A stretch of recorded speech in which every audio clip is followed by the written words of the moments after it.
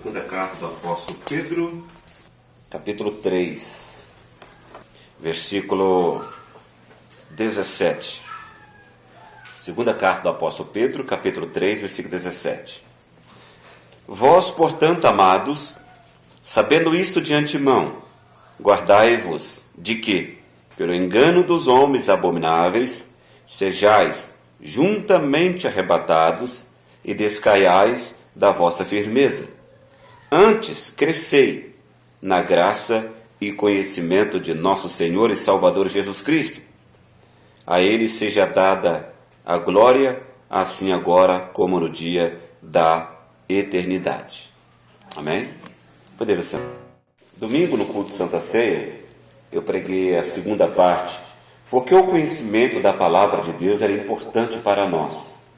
Hoje, com a ajuda de Deus, nós vamos falar a terceira parte. Porque o conhecimento da palavra de Deus, ele é importante para cada um de nós. Primeiro ponto, irmãos, que nós devemos observar é o porquê que o apóstolo Pedro está exortando os irmãos com relação ao crescimento espiritual. Veja o versículo 1 do mesmo capítulo. Amados, escrevo-vos agora essa segunda carta, em ambas as quais desperto com exortação o vosso ânimo sincero.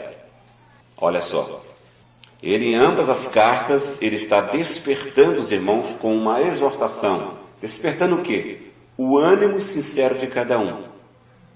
Porque isso dava a entender que algo estava acontecendo no tempo do apóstolo Pedro. Algumas pessoas tentando inquietar os nossos irmãos naquela época, ao ponto de eles começarem a ficar desanimados. Então o apóstolo Pedro está mostrando para eles aqui, olha, em quais ambas as cartas desperto com exortação o vosso ânimo sincero. Versículo 2: para que vos lembreis das palavras que primeiramente foram ditas pelos santos profetas e do mandamento do Senhor e Salvador mediante os vossos apóstolos. Sabendo primeiro isto, que nos últimos dias virão escarnecedores, andando segundo as suas próprias concupiscências, dizendo: onde está a promessa da sua vinda? Olha bem. Onde está a promessa da sua vinda? Porque desde que os pais dormiram, todas as coisas permanecem como desde o princípio da criação. Eles voluntariamente ignoram isto, que pela palavra de Deus, já desde a antiguidade, existiram os céus e a terra, que foi tirada da água, e no meio da água subsiste, pelas quais coisas pereceu o mundo de então, coberto com as águas do dilúvio. Mas os céus e a terra que agora existem, pela mesma palavra, se reservam como tesouro e se guardam para o fogo, até o dia do juízo e da perdição dos homens ímpios. Mas, amados, não ignoreis uma coisa, que um dia para o Senhor é como 1000 anos, e 1000 anos como um dia. O Senhor não retarda a sua promessa, ainda que alguns a tenham por tardia. Olha só. Mas é longânimo para convosco, não querendo que alguns se percam, senão que todos venham a arrepender-se. Mas o dia do Senhor virá como ladrão de noite. Para mim e para você não vem como ladrão, não. Ele já tem revelado para você. Então ele não vem como ladrão. Nós já sabemos dessas coisas. No qual os céus passarão com grande estrondo, e os elementos ardendo se desfarão, e a terra e as obras que nela há se queimarão. Havendo, pois, de perecer todas estas coisas, que pessoas vos convém serem santo trato e piedade, olha bem,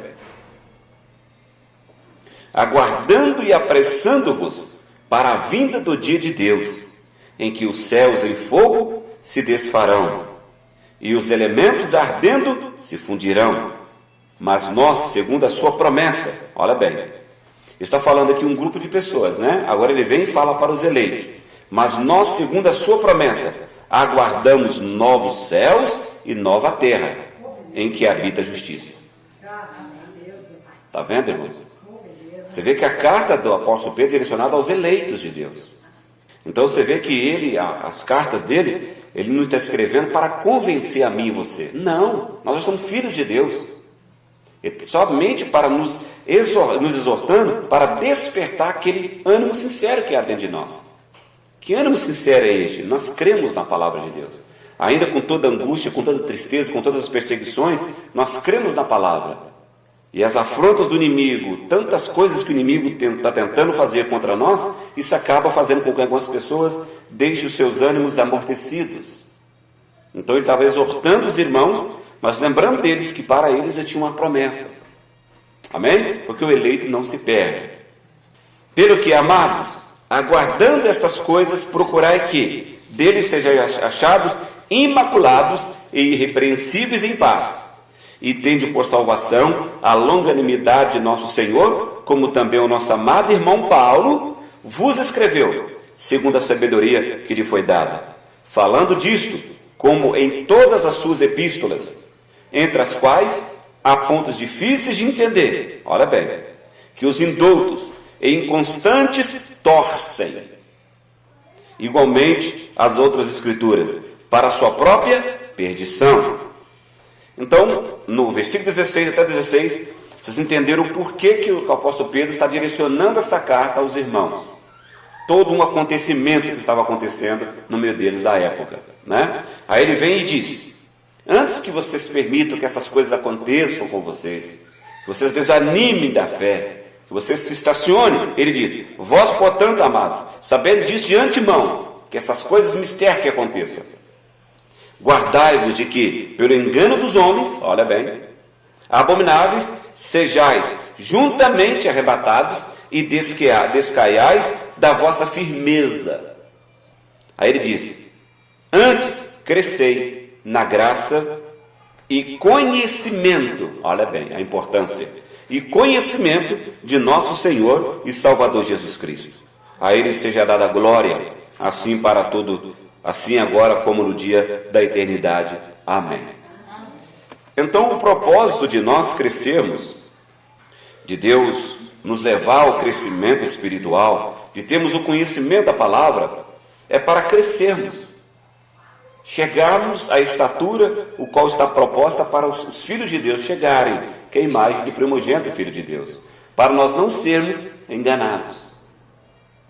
Veja agora, vamos lá em Efésios capítulo 4.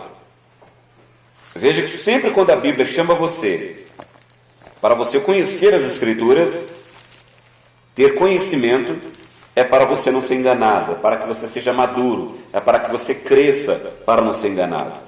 Efésios capítulo 4, versículo 11, a seguir. E ele mesmo deu uns para apóstolos, e outros para profetas, e outros para evangelistas, e outros para pastores e doutores, querendo o aperfeiçoamento dos santos, para a obra do ministério, para a edificação do corpo de Cristo. O corpo de Cristo espiritual é a noiva, é a igreja, a noiva.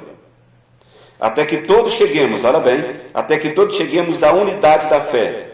Ou seja, todos devemos crer da mesma maneira, ao redor do mundo inteiro, unidade da revelação. E, olha só, e ao conhecimento, sempre falando de conhecimento, ao conhecimento do Filho de Deus, ao varão perfeito, à medida da estatura completa de Cristo, para que não sejamos mais meninos, olha bem, para que não sejamos mais meninos inconstantes, levados em roda por todo o vento de doutrina, pelo engano dos homens, que com astúcia enganam fraudulosamente. Aí ele vem e diz novamente, olha só, da mesma forma que Pedro falou, veja Paulo falando no versículo seguinte, que é o 15. Antes, seguindo a verdade em caridade, cresçamos. Está vendo? Cresçamos em tudo naquele que é a cabeça, Cristo. Está vendo, irmãos? Do qual todo o corpo, bem ajustado e ligado pelo auxílio de todas as juntas, segundo a justa operação de cada parte, faz o aumento do corpo para a sua edificação em amor. Você pode observar que a pedra de coroa é o amor. Cresçamos em tudo para edificação em amor. Então, nós temos que entender uma coisa. O conhecimento da palavra de Deus é para nos levar para que nós venhamos nos tornar pessoas maduras, maduras ao ponto de nos sermos enganados. Porque quando você é uma criança, você pega uma criança para você ver, chega qualquer pessoa estranha, com um pirulito, com uma bala, uma pipoca, alguma coisa, um sorvete, atrai ela, são raptadas, são mortas, são levadas por qualquer coisinha. Mas uma pessoa que passou uma certa maturidade, chegou, um exemplo ali, a sua idade de maior, por assim dizer, né? O homem com barba no rosto, com gogó, a mulher com seu corpo já formado como uma mulher, né? Isso mostra maturidade, isso mostra que, na verdade, ele não vai ser enganado como se fosse uma criança. No espiritual, a Bíblia nos chama a atenção para nós termos o conhecimento da palavra para que nós venhamos crescer. E uma vez você crescido, você consegue seguir em frente, crendo da mesma maneira, agradando a Deus na sua palavra, sem ser tirado do seu posicionamento, da sua firmeza no Evangelho. Amém? Que veja só. Veja o que o profeta de Deus nos diz na mensagem A Estatura do Varão Perfeito, no parágrafo 91. Olha só. Agora, primeiramente temos fé, que é a revelação, né? Logo virtude. E em terceiro lugar, acrescentamos ciência. Ciência, nós sabemos, é conhecimento. Agora, isso não quer dizer ciência do mundo, porque isso é loucura para Deus. Mas esta é a ciência para julgar. E essa ciência para julgar, irmãos, não é aquela ciência para nós julgarmos a vida das pessoas. A dizer assim, a pessoa que congrega tal lugar, ela vai para o inferno. A pessoa que sai do nosso meio vai para o inferno. A pessoa que está bebendo cachaça vai para o inferno. Aquela mulher que está com a roupa curtinha, ela vai para o inferno. Não é isso.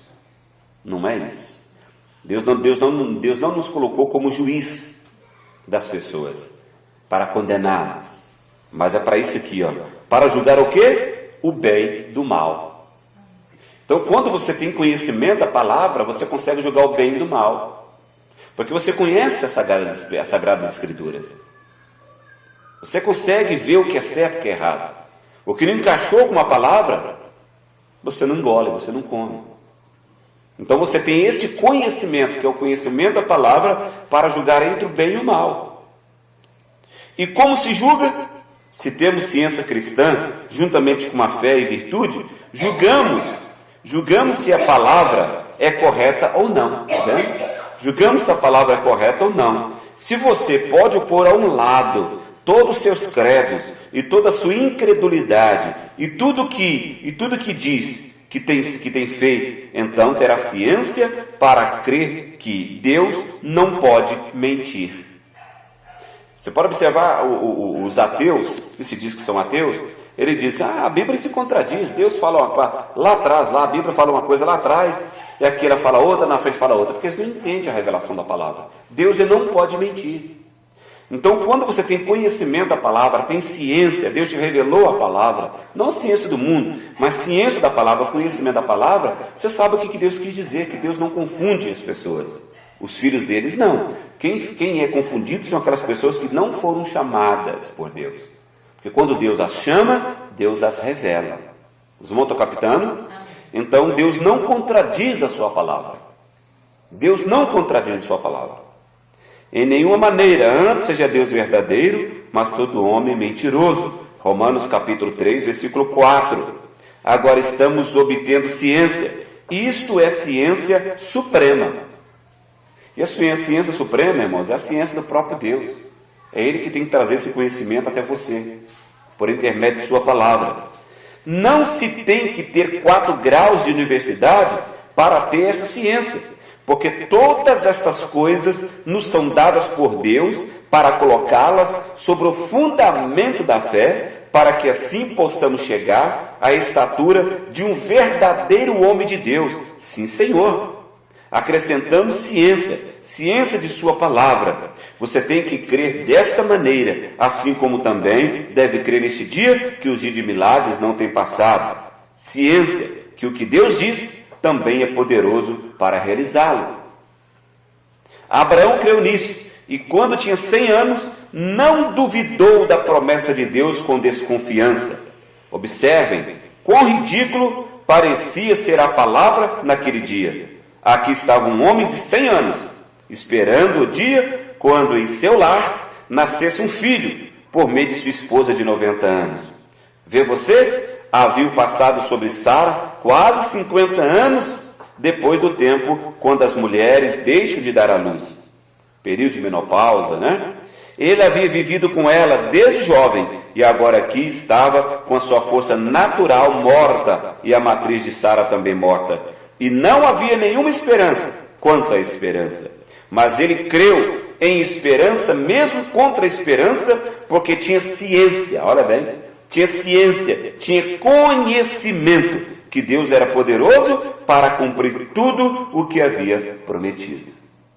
Está vendo, irmãos?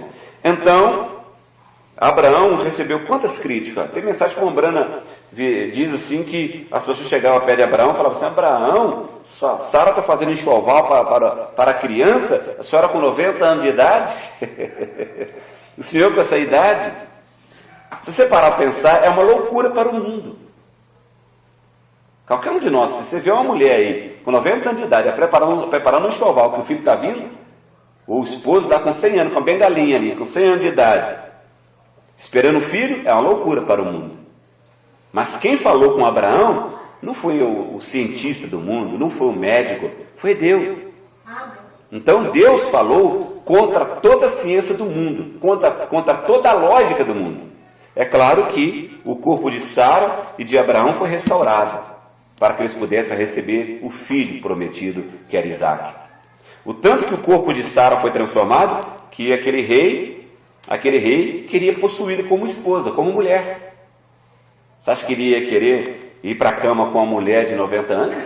Sendo que ele tinha várias lá, até virgens para ele? Então isso mostra que Sara, ela foi restaurada. Isso mostra que o corpo de Sara e de Abraão foram transformados. E o Mombrana diz: o Filho de Deus está vindo e Deus vai transformar os nossos corpos para recebermos o Filho prometido. Amém? Então, veja só, nós não podemos de forma alguma ser enganados. O Filho de Deus não pode. Ele pode por um tempo ser iludido por um tempo, mas não por todo o tempo. Na mensagem Os Ungidos dos Últimos Dias, o profeta de Deus diz na mensagem, no parágrafo 160, mas aqui está a palavra, o próprio Cristo, que é a palavra ungida que virá para o resto de seu corpo, a noiva. Os ungidos da mesma água que aguou o trigo, como nós falamos a respeito também, água, o joio ungido. Então a mesma água que cai sobre o trigo, ela cai sobre o joio. Isso que está querendo dizer, ungido. Somente os eleitos, olha aqui, ó, somente os eleitos ou predestinados serão capazes de detectar a diferença entre eles. Os únicos, irmãos, os únicos. Agora, deixa eu falar algo com vocês aqui. Você acha que foi fácil para Noé? Quando da sua própria família perguntava a Noé: pai, vai chover mesmo? Será que vai chover, pai? Será que o senhor não está caduco? Olha aqui. Veja o próprio profeta de Deus nos dizendo com relação a Noé. Deixa eu pegar para vocês aqui. Porque muitas das vezes você acha que é difícil para você, eu também. Tem hora que nós achamos que é difícil para nós, mas quando você olha lá atrás, as pessoas que viveram naquela época, nos tempos difíceis, isso mostra que nós verdadeiramente não temos nenhuma diferença deles. Passamos provas, passamos lutas da mesma maneira. Veja aqui, eu não estou conseguindo achar onde o profeta de Deus ele diz sobre Noé. Está muito próximo aqui de Abraão, só que não estou conseguindo achar. Agora, quando a gente tem semelhante ciência, então ela pode acrescentar a sua fé.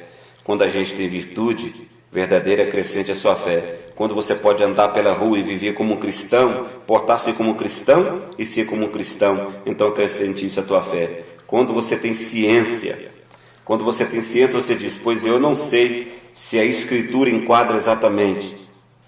em Atos 2,38 com Mateus 28,19. Eu não sei como enquadra isso em Mateus 28,19. Bem, não vai acrescentar nada, porque ainda não tem nada. O que vai fazer? Ainda não tem suficiente ciência de Deus para conhecer que a Bíblia não se contradiz. Amém. Então não importa o que as pessoas falam. Faz-me pensar no que Davi, parágrafo 102, faz-me pensar no que Davi disse em Salmo 1, e será como a árvore plantada junto a ribeiros de água. Há uma grande diferença em ser plantado e ser metido na terra. Como a árvore de carvalho que tem sido plantada e suas raízes a sustêm bem, mas uma raminha que tem sido metida na terra, não sabemos o que sucederá com ela, porque não tem raízes nem fundamento. Olha bem. É com aqueles que vêm do seminário, doutor fulano de tal, me ordenou ao ministério. Isso não importa nada. Se você ter nascido nisto por Cristo, por meio de sua fé, você é regenerado, renascido nisto. E depois de haver entrado estas são as coisas que Ele espera que você acrescente à sua vida. Acrescente-as continuamente. Olha só, não pede para nós pararmos. Pede para continuarmos. Agora, continuemos para ver estas coisas. Amém. O profeta de Deus diz, irmãos, que Noé, Deus falou com Noé assim: Noé, vai chover. E foi passando os anos, o tempo, a terra, com as mesmas poeiras. E os filhos dele chegavam perto dele e diziam assim: pai, é certo mesmo que vai chover? Noé virava para ele e dizia assim: Deus disse, meu filho, vai chover. Diz que passava um tempo, a nora dele chegava perto dele e dizia assim: Noé, estou vendo que o tempo ainda está da mesma forma, com as mesmas poeiras, tempo seco. Vai chover mesmo? Você tem certeza do que você está falando? Ele disse: Deus disse. Se Deus disse, vai acontecer. Então, quando nós lemos aqui, com relação ao apóstolo Pedro dizendo sobre os escarnecedores, as pessoas muitas das vezes falando aquilo que não deveriam falar, você tem que olhar lá atrás, irmãos. Porque hoje o que eu passo, o que você passa, não é com... nós ainda não estamos passando aquela luta, aquela provação, que quando aqueles amados irmãos lá atrás passaram. Você pode imaginar o ventre de uma mulher, ela ter 2 sementes, e ela saber disso? Como Eva? Você imaginou aquela tristeza que a Eva teve? Você imaginou quando Deus chamou Rebeca, acredito que é Rebeca, e disse que no ventre dela tinha 2 sementes, que ele amou um e o outro ele tinha aborrecido? Você já parou para pensar o impacto daquilo sobre a Rebeca? Agora eu te pergunto, será que aquilo foi fácil para ela receber, absorver aquilo? Então são coisas, irmãos, que Deus muitas das vezes, Ele não nos comunica, Ele não nos pede permissão, porque Ele é soberano. Mombran disse: se Deus me mandar para o inferno hoje, com esse espírito que eu tenho, com essa qualidade de espírito que eu tenho, lá no inferno mesmo eu glorificarei o nome dEle, porque Ele é digno. É assim que nós devemos pensar. Não importa a circunstância da nossa vida, Ele é soberano. Jó disse, a mulher dele disse: amaldiçoe-se Deus e morra homem. Ele disse: nu eu vim esse mundo e nu poderei voltar. Deus deu, Ele pode tirar também. Jó estava mostrando que Deus, Ele é soberano, meus irmãos. Ele é soberano em suas decisões. Ele não tem que chegar e falar assim: dá licença me passar, eu posso entrar na tua casa, eu posso fazer isso, eu posso fazer aquilo. Não, irmãos, Deus, Ele não precisa de pedir permissão para a nós a nada. Ele é soberano, Ele é Deus, Ele toma as suas decisões. A melhor decisão que Ele poderia tomar, Ele toma. Ele sabe do que está fazendo. Porque se Deus muitas das vezes tentasse explicar para você o que Ele iria fazer, você poderia atrapalhar o plano dEle. Porque o Mombrano disse: Deus tem maneiras estranhas de fazer as coisas. Você já parou para pensar? Deus pegou o povo de Israel e levou eles, Mombrano diz, Deus levou eles para uma armadilha. Aí você para Os críticos param e falam assim: como pode um Deus como esse levar o povo para uma armadilha? Mas o Rembrandt diz: Deus levou eles para uma armadilha, para ali naquela armadilha ele livrá-los para receber glória. Então, se nós não entendemos o plano de Deus, nós começarmos a questionar, começar muitas das vezes questionar Deus, indagar Deus, nós acabamos entristecendo a Deus, porque tudo que Deus faz é bom. Tudo que Deus faz é bom. Deus falou comigo uma vez que não iria me contar o que iria fazer, porque senão o inimigo entraria no meio e atrapalharia o que ele queria fazer comigo. E atrapalharia mesmo. Depois que eu vi tudo concluído, eu vi que se ele tivesse falado, muita coisa tinha atrapalhado. Eu mesmo tinha ficado sem entender nada. Então a melhor coisa, irmãos, o Rembrandt disse: se você está orando a Deus, Deus está em silêncio, ele disse: fique tranquilo. A fé tem músculo, tem cabelo no peito, ela não vacila. Então nós devemos continuar crendo, confiando que mais cedo ou mais tarde Deus vai responder nossas orações. Nem tudo Deus vai chegar perto de nós e falar: olha, eu posso fazer isso? Nem tudo não, ele nunca vai fazer, né? O que dizer nem tudo ele vai explicar, nem tudo ele vai te explicar o que ele vai fazer. Amém, meus irmãos? Então a coisa mais importante que nós devemos fazer é entregar em confiança a Deus. Deixar que ele faça tudo. Coloque em oração e esqueça. Vamos abrir nossa Bíblia em Romanos capítulo 1. Veja só o versículo 28. Veja só o que a Bíblia nos diz com relação. É claro que isso aqui está falando com a classe de pessoas mundanas, a classe de pessoas amante mais do homem, da criação do que o próprio Criador, homossexualismo e assim por diante, englobando tudo. Mas veja o que a Bíblia diz, versículo 28. E como eles se não importaram de ter conhecimento de Deus, ou seja, desprezou a palavra, desprezou o conhecimento, desprezou o entendimento. E como eles se não importaram de ter conhecimento de Deus, assim Deus os entregou a um sentimento perverso para fazer coisas que não convêm. Então, ou seja, já que eles não querem saber das coisas de Deus, deixa eu entregar a eles esse sentimento perverso para que eles possam destruir a si mesmos. Porque Deus não destrói o homem sem antes o homem destruir a si mesmo. Mas Deus não obrigou a eles a crescer no conhecimento, adquirir conhecimento de Deus, da palavra e assim por diante.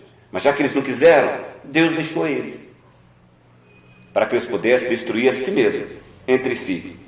Vamos em Apocalipse capítulo 1, e o versículo 3. Bem-aventurado aquele que lê e os que ouvem. Por que isso, irmão? Porque tem pessoa que não tem leitura, ele não consegue ler, mas ele sabe ouvir. Ele sabe ouvir. Então, bem-aventurado. Bem-aventurado quer dizer feliz. Uma das coisas que quer dizer bem-aventurado. Bem-aventurado aquele que lê e os que ouvem as palavras desta profecia e guardam as coisas que nelas estão escritas, porque o tempo está próximo.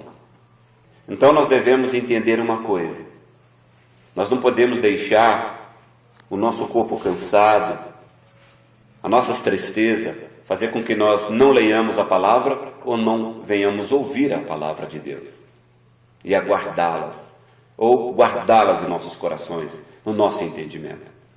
Porque nós estamos passando por um aprendizado constante. Então, quando é distribuído para cada um de nós, mensagens, literaturas, nós devemos dedicar o nosso tempo, tirar um tempinho para Deus e examinarmos, meditarmos. Está sendo bem-aventurado enquanto você está lendo e guardando. Aqueles que não conseguem ler por algum motivo, eles poderão ouvir as mensagens pregadas. Então, ele é feliz, ele é bem-aventurado, porque ele está ouvindo a mensagem e está guardando ela no seu coração. Então, tanto quem lê, como aqueles que ouvem e guardam em seus corações, são bem-aventurados, são felizes. Então, é isso que nós devemos ter em mente. Nós temos que estar em um aprendizado constante. Abra a tua Bíblia aos Hebreus, capítulo 6. Veja só o que a Bíblia nos diz. Então, vocês estão observando que Deus nos chama, que nós devemos crescer na graça e no conhecimento, para que nós não venhamos ser enganados, tirados da firmeza do Evangelho, para nós não sermos tirados da nossa fé. pelo propósito do qual Deus tem chamado a cada um de nós? Capítulo 6 de Hebreus. Pelo que, deixando os rudimentos da doutrina de Cristo, prossigamos até a perfeição. Olha bem, perfeição quer dizer maduro, filhos maduros, filhos crescidos, filhos com entendimento, filhos carregando a mente do Pai, filhos que não é enganado por aqui ou por acolá, filhos que têm firmeza no Evangelho. Pelo que, deixando os rudimentos da doutrina de Cristo, prossigamos até a perfeição, não lançando de novo o fundamento de arrependimento das obras mortas e de fé em Deus, e da doutrina dos batismos, e da imposição das mãos, e aí da ressurreição dos mortos, e do juízo eterno. E isto faremos, se Deus o permitir. Ou seja, nós não vamos abandonar essas coisas. A doutrina dos batismos, da imposição de mão, da ressurreição, e etc, etc. Nós não vamos abandonar isso. Mas nós não vamos ficar só nisso. Vamos crescer até a perfeição. Vamos prosseguir a perfeição. Vamos adquirindo conhecimento. Vamos adquirindo entendimento. Porque o conhecimento, a ciência é o terceiro degrau. Devemos adquirir porque precisamos de crescer. Porque os rudimentos é o beabá. Os rudimentos é a base, é o princípio da vida cristã. Porque se nós ficarmos somente ali, nós não crescemos. Os irmãos estão captando? É isso que o apóstolo São Paulo está nos dizendo. Vamos lá aos Filipenses, aos Colossenses, melhor dizendo. Capítulo 1. Já iremos participar do pão e do vinho. Veja os Colossenses capítulo 1 e versículo 9. Eu vou estar trazendo para vocês, assim que eu tiver a oportunidade de gravar, mensagens que nós temos gravadas, de outros pastores, mensagens minhas também, para vocês terem em casa, para vocês estarem ouvindo. Viu? Por esta razão, nós também, desde o dia em que o ouvimos, não cessamos de orar por vós. Olha bem, Paulo não cessou de orar. Olha o propósito dele aí. De orar por vós e de pedir. Olha só, ele pedia a Deus. Pedir que sejais cheios. Olha bem, a oração de Paulo. Cheios do conhecimento da sua vontade. Em toda a sabedoria e inteligência espiritual.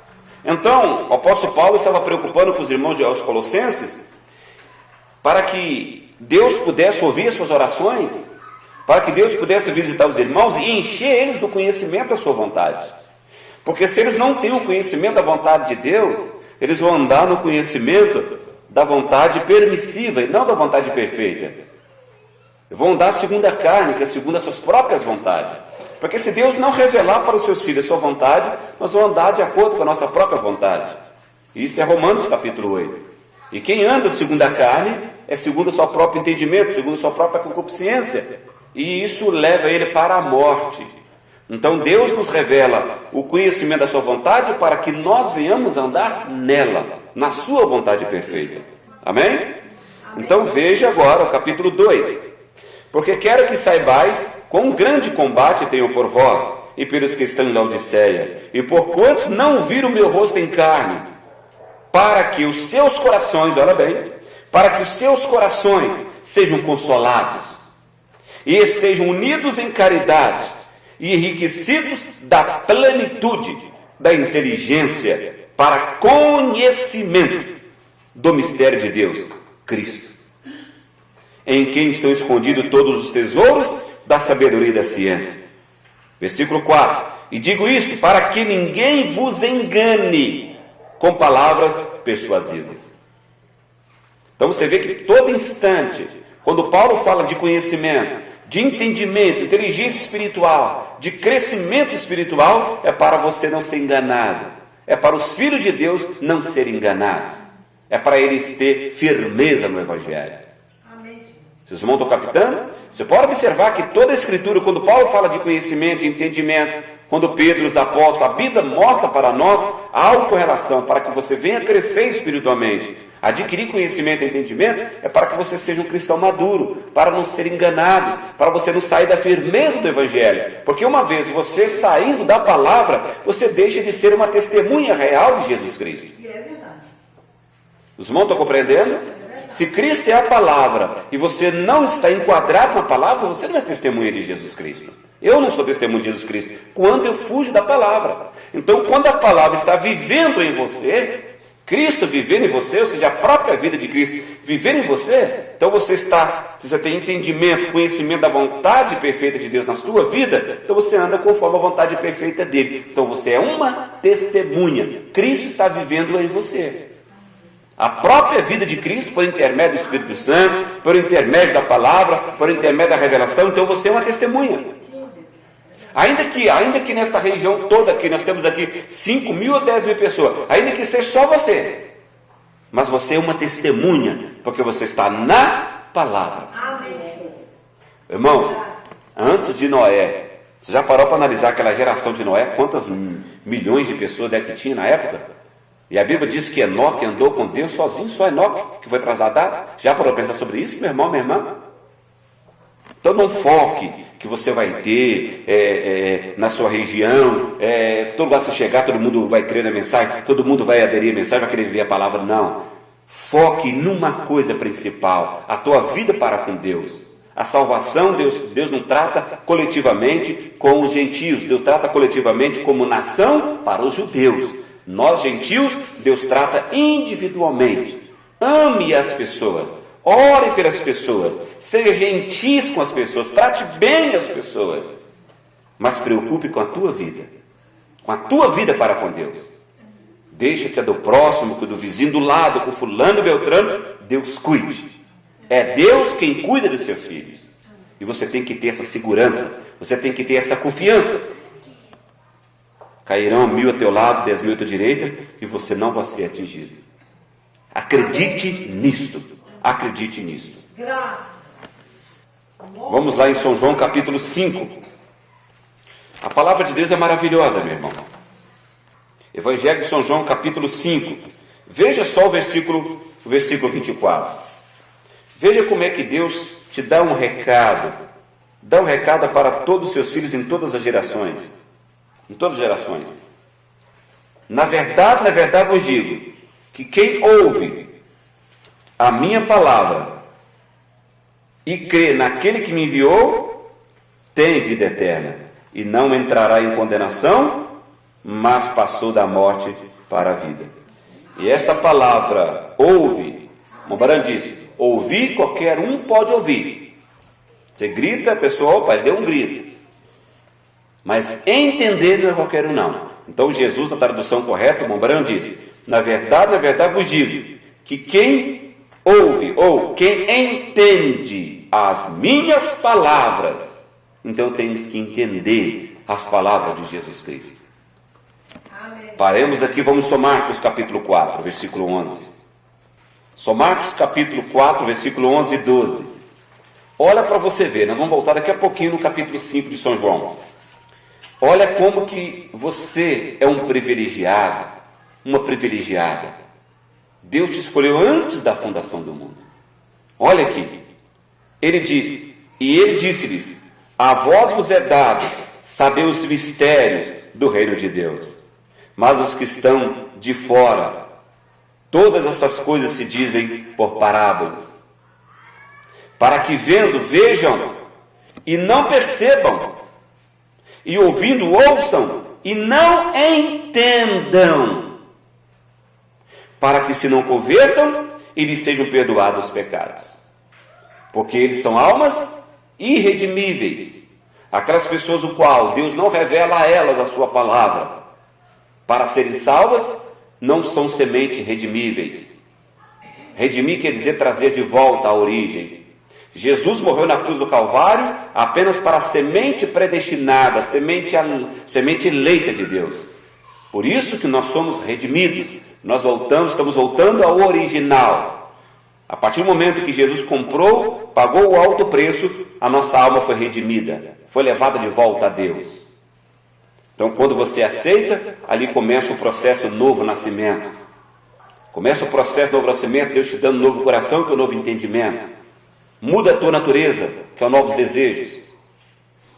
Mas você tem que entender uma coisa. Preocupe com você e ore para os demais. Mas preocupe com você, seja grato a Deus por Deus ter te revelado. Não questione a Deus, não brigue com Deus por causa disso ou aquilo. Não importa, coloca nas mãos dele. Mombrana diz que Deus nos dará os nossos filhos, aqueles que nós amamos. Temos direito de reclamá-los, diz o profeta Mombrana. Mombrana diz quando aquele centurião chegou perto de Paulo, ali em Atos dos Apóstolos, que faremos, varões e irmãos, para herdarmos vida eterna? Paulo diz: crê no Senhor Jesus Cristo e serás salvo tu e a tua casa. A tua salvação não pode salvar ninguém, mas a sua fé em Jesus Cristo pode salvá-lo, sim, você colocando eles em oração.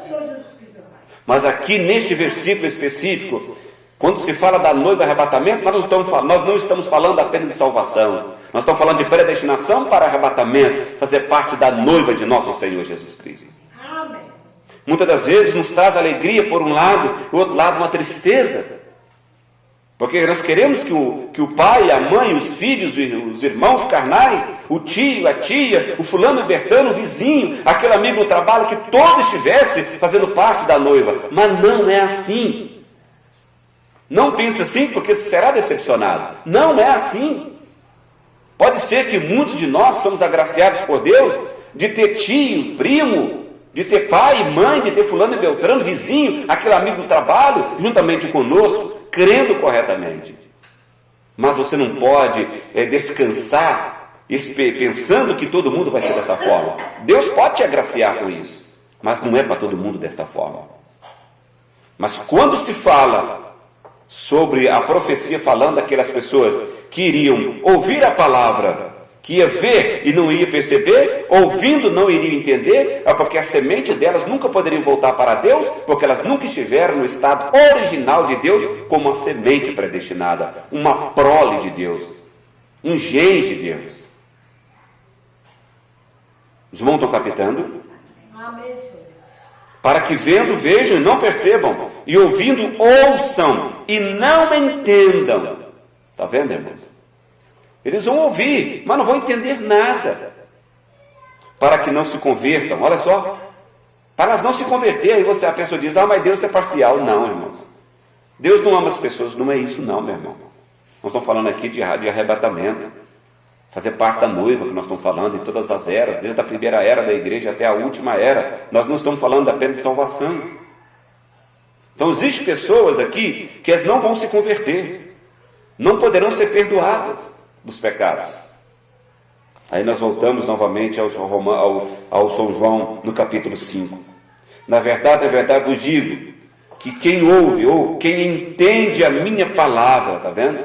Tem que entender. Para os outros demais é parábola, para você não é parábola. Para você ele fala abertamente, ele te revela.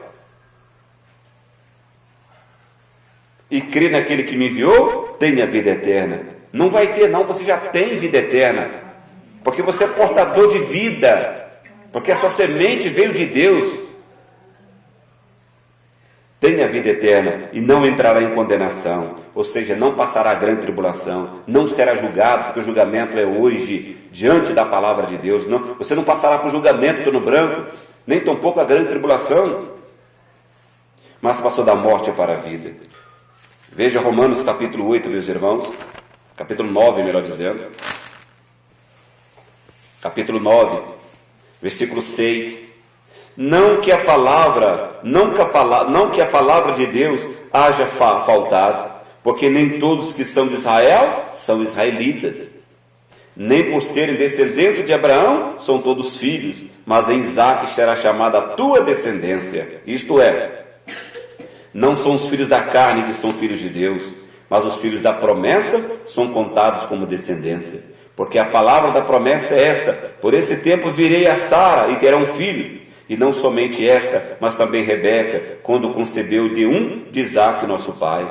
Porque não tendo eles nascido, nem tendo feito bem ou mal, para que o propósito de Deus, segundo a eleição, ficasse firme, não por causa das obras, mas por aquele que chama. Foi-lhe dito a ela: o maior servirá ao menor. Como está escrito: amei a Jacó e aborreci a Esaú. Que diremos, pois? Que é injustiça da parte de Deus? De maneira nenhuma. pois diz a Moisés: compadeci-me-ei de quem me compadecer, e terei misericórdia de quem eu tiver misericórdia. Assim, pois, isso não depende de quem quer, nem do que corre, mas de Deus que se compadece. Então depende de Deus, Ele é soberano. Não cabe questionamento da minha parte. Meu pai, na última hora dele partir desta dimensão para outra, eu não estava presente, minha irmã fez o apelo para ele, ele entregou a vida dele ao Senhor Jesus Cristo. Mas o tempo que ele esteve aqui na terra, ele nunca congregou assim, nunca foi batizado em nome do Senhor Jesus Cristo, nunca participou da Santa Ceia como nós participamos. Eu vou dizer que há injustiça da parte de Deus. Deus, Ele é soberano, meu irmão, minha irmã. Ele é soberano. Ele é soberano. Ele sabe o que faz. Tudo que Deus faz é bom. Tudo que Deus faz é bom. O mais importante é que Ele tem segurado em tuas mãos. Veja você hoje. Veja eu, minhas filhas.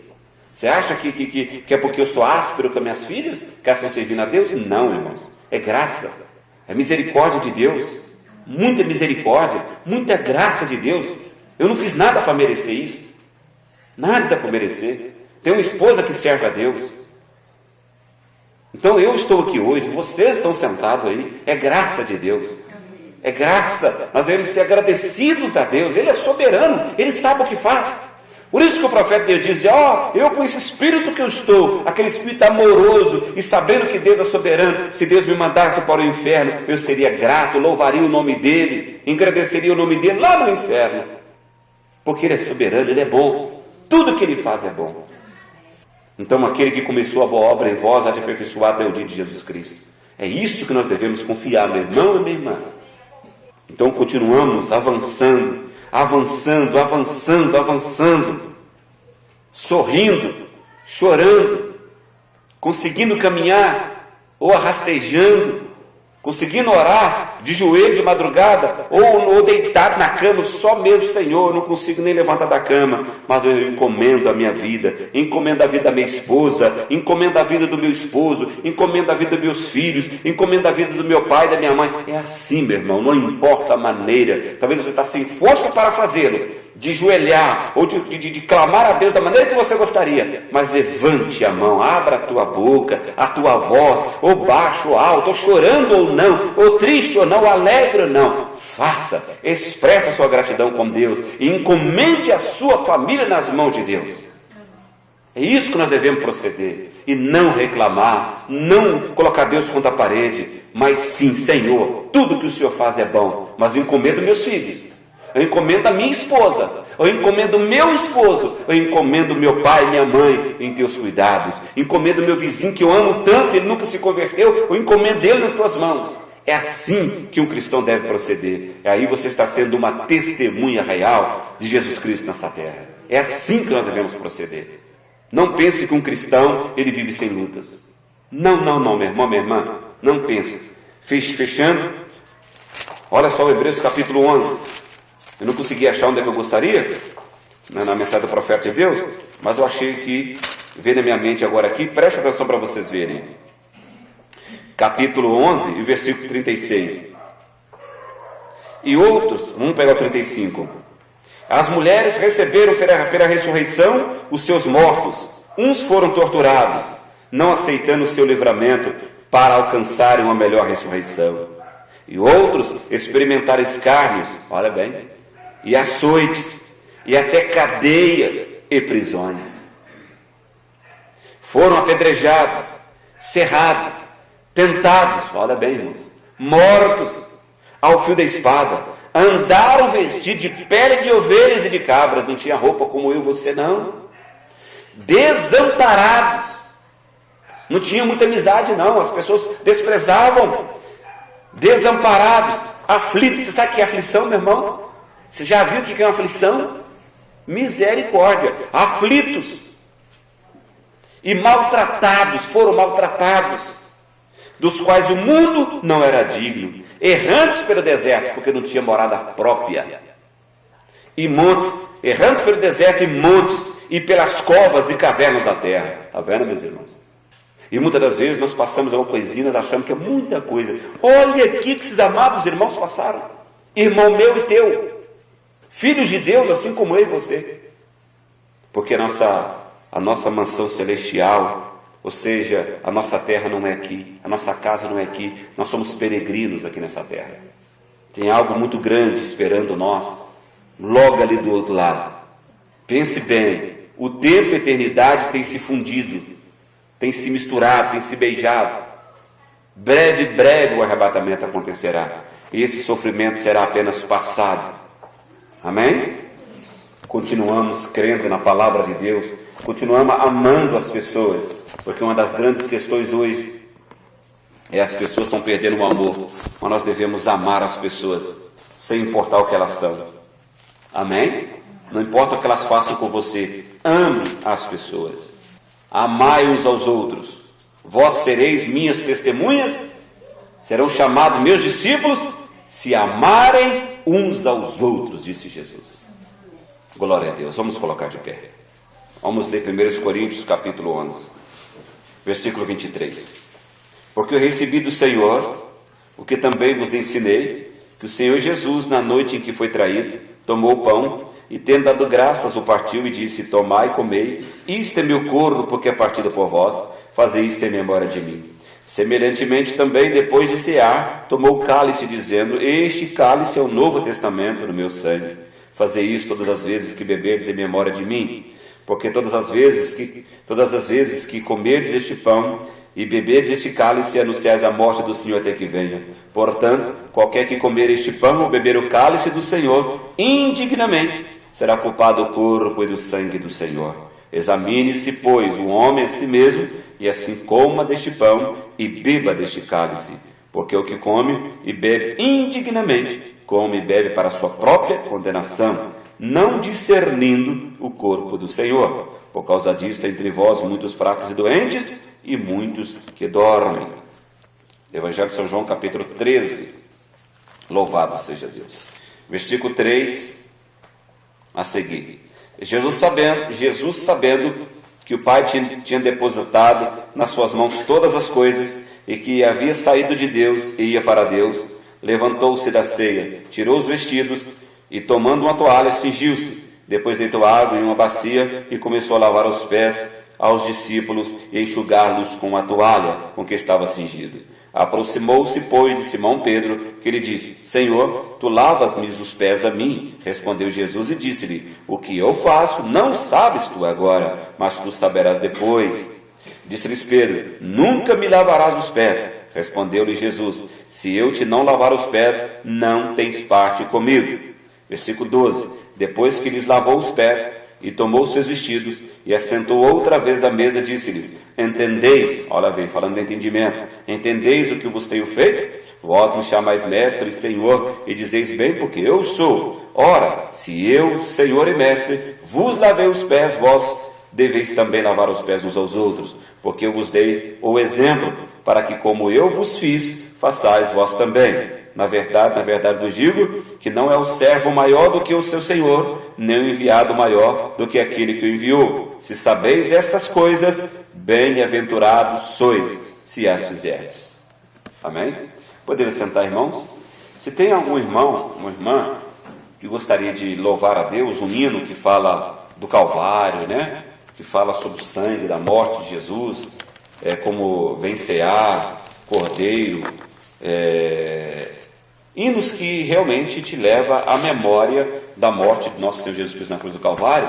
Se tem alguém, irmãos, pode vir na frente adorar o Senhor com o seu hino, enquanto eu vou lavar minhas mãos e partir o pão, dar graças e partir o pão